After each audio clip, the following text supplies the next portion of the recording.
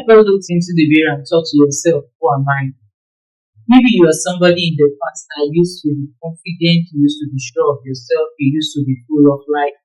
Until when you met someone new, two of you fell in love, and after some months and some years into the relationship, your partner tells you what you are sensitive, you're overreactive, you're making things all up, that you are the problem in this relationship, and this leaves you feeling confused and you begin to doubt your reality. You become the shadow of who you used to be. So this sounds familiar. If this sounds familiar, then it's likely that you'll be gaslighted in your relationship. Good afternoon, my viewers. Welcome to my channel, Flourish and Thrive with TV, where we empower women to heal, to thrive, and to flourish after living in toxic relationship. My name is Elizabeth Nkini, and today I'll be showing you how you can review your self-esteem after you've been gaslighted in a toxic relationship. So in today's video, I'll be showing you the effects of gaslighting over your self-identity, and a step-by-step guide also how you can actually reclaim your self-identity. You can reclaim your voice and your confidence and be back to your normal self again. So if you're feeling confused, if you're feeling lost, or if you're feeling broken right now, I want you to know that this video is actually made for you. So you need to watch this video to the very end. One thing I want you to know that healing from gaslighting is not always easy, but the good news is that healing is possible, and you deserve to get that best version of yourself back. So let's get started.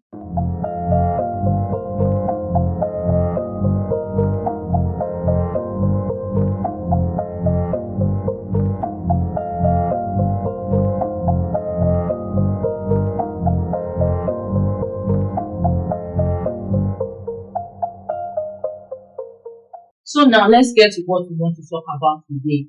How you can reclaim your identity after you've been gaslighted in a toxic relationship.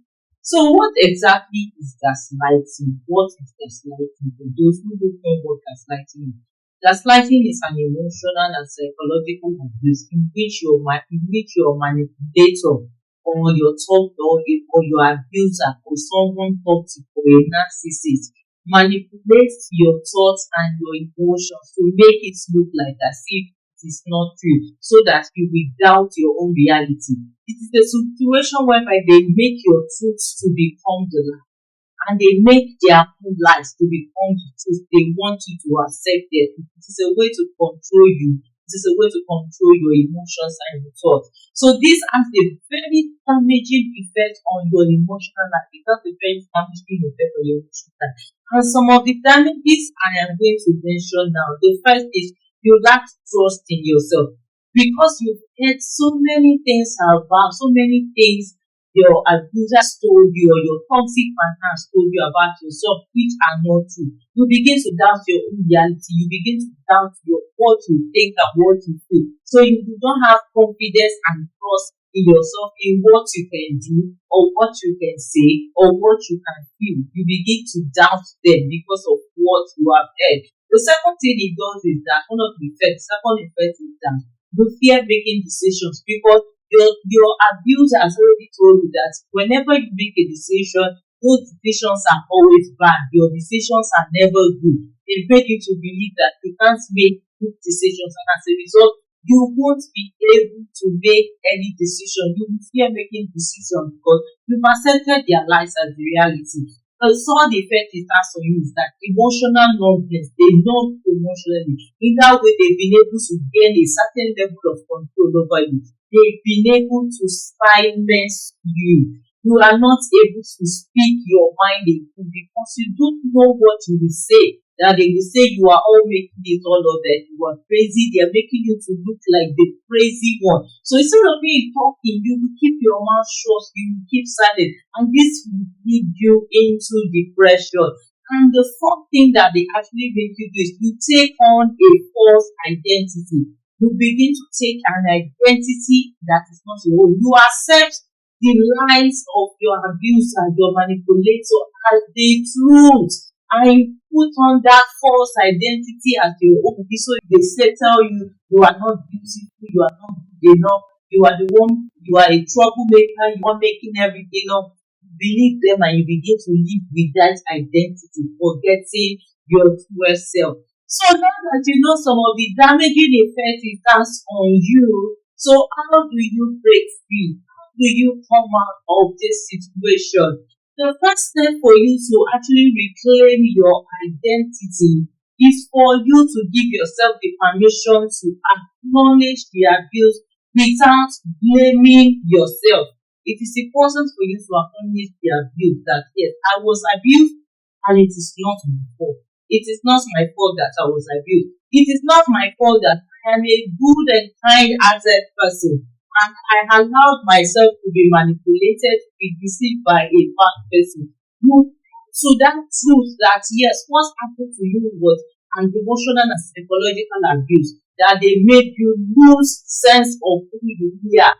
But today you know who you are, that you are a kind, loving person, and you are not going to blame yourself for that situation that you are. It is the truth you have to hold on to. And discard their own lies, that you are the problem, that you are a bad person, that you are not good enough, that you are the one that is causing problem in this relationship, that you are crazy. You have to stop calling out those. You have to discard those lies. Those are not what you really are. You are a beautiful person. You are a loving person. You are a kind person. You just happen to fall into the hands of the wrong person, and you want to own to that truth. So after you've been able to reduce to that truth, you go to the next step, and the next step is for you to reconnect to your real self. This is a time for introspection. This is a time that you need to spend some time alone to think in. You can start by journaling. You can journal down your thoughts. Remember the old hobbies you used to do. This is a time for you to really introspect. What do I love to do before I went into this relationship? What are my values before I went into this relationship? What are the things I love to do that I have ignored before I went into this relationship? Who am I? You need to recount. You need to recollect all those things. So after you've been able to do that, I want you to actually go into mindfulness. You can actually try meditation and mindfulness with a little bit of visualization. So you find a quiet place to stay in, you sit down quietly and you close your eyes, you sit in a very comfortable place, you close your eyes and you begin to redirect your thoughts. So every negative thought that has entered into your mind, this is the time for you to actually drive them out. To drive them out by breathing in, you can practice or breathing in techniques. You can breathe in and breathe out. You can imagine you are breathing in love, joy, and peace, and you are breathing out all those negative energy that they pass into you, all those negative thoughts. You can imagine yourself breathing it out and letting go of it. You can also try some visualizations with your meditation. You can visualize and begin to re-envision what you used to be, the hobbies you used to love to do, those things you value so much that you are no more doing. This is a time to start visualizing that you are doing them all over again. And you can actually do affirmations also. You can also add affirmations to your healing journey. So in that way, when you affirm your worth, you'll be able to reclaim your identity. And the third thing you need to do to reclaim your identity after you've been gaslighted is for you to set boundaries and cut ties with any of those people that have actually been manipulating you. When you start to reclaim your identity, your manipulators and those toxic people, they will try to guilt trip you, or they will try to manipulate you so that you will become that person you used to be. This is the time for you to say a big fat no. No, no, no. Tell them no. You don't owe anybody any explanation for setting boundaries. That is one. You need to limit your access. You need to limit the access they have into your life. This is the time for you to cut them off on social media. Block those that you need to block, unfollow those that you need to unfollow. It is time to move away from them. The third thing is to walk away. Walk away. If you find anybody disrespecting you or trying to manipulate you, walk away. It is not by force that they have to be your friend. Your peace is priceless. Protect yourself by setting boundaries.